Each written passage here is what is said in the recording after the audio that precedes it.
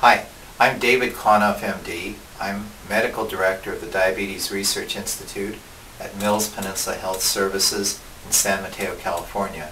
My article will appear in the Mayo Clinic Proceedings shortly. The topic is Timely Hospital Glucose Measurement, Here Today, Gone Tomorrow. My co-authors, Robert Vigurski from U.S. Army Walter Reed National Military Medical Center, James Nichols from Vanderbilt University, Mark Rice from University of Florida. Here's the situation. This article is about blood glucose monitors which patients use every day to monitor their diabetes. These monitors are also used in virtually every hospital in the country, including every intensive care unit in the country.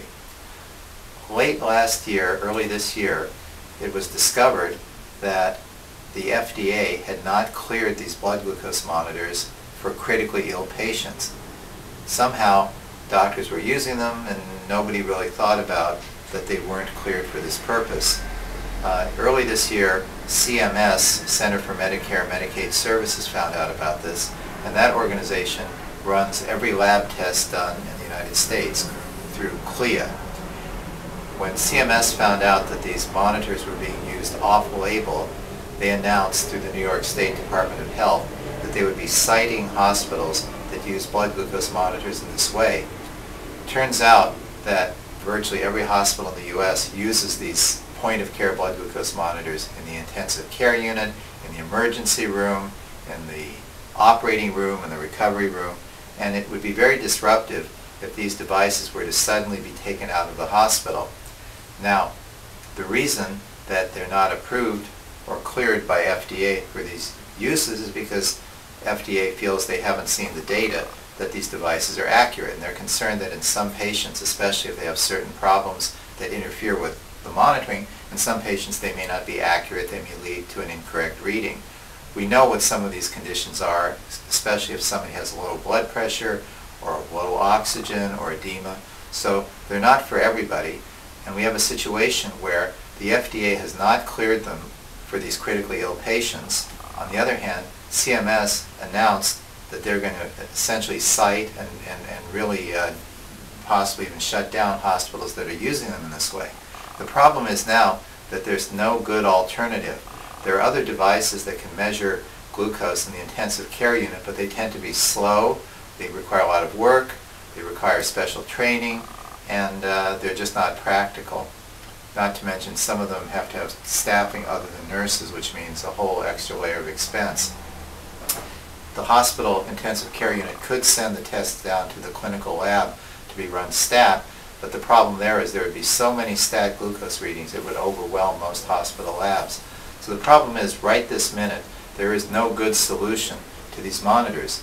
Most doctors who are hospitalists, endocrinologists, specialists in various areas where you see the critically ill patients feel that these point-of-care monitors are doing a lot of good and shouldn't just be precipitously removed.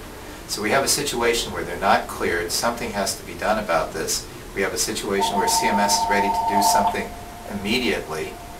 Therefore, we need to find some type of a way to deal with these issues and not have the sudden change. So our proposal in the article is that there be a moratorium of 5 years to give everybody involved the chance to figure out what to do next. First, the clinicians will have a chance to study and decide which patients should receive this monitoring of blood glucose with the point-of-care testing and which ones shouldn't. They'll have time to define critically ill, since these products are not to be used on critically ill patients currently, and they'll have time to develop new workflow, because right now there is no good alternative to these point-of-care blood glucose monitors. So the clinicians need some time to work on this. The FDA needs time because they're going to have to now deal with the companies that have products and negotiate some new methods for getting these products cleared. And industry needs time because they may have to develop next generation products. Even with all the work we do, these products that are on the market now may just not be good enough to get approved at any point. So citations are coming according to CMS. We recommend a moratorium so that patients will have access to blood glucose monitoring technology, not have an interruption in their care. And therefore, this is the problem and this is our solution. Thank you. We hope you found this presentation from the content of Mayo Clinic Proceedings valuable. Our journal's mission is to promote the best interests of patients by advancing the knowledge and professionalism of the physician community. If you are interested in more information about us, our homepage is www.mayoclinicproceedings.org. There you will find access information for our social media content, such as additional videos on our YouTube channel or journal updates on Facebook. You can also follow us on Twitter. More information about healthcare at Mayo Clinic is available at www.mayoclinic.com. This video content is copyrighted by Mayo Foundation for Medical Education and Research.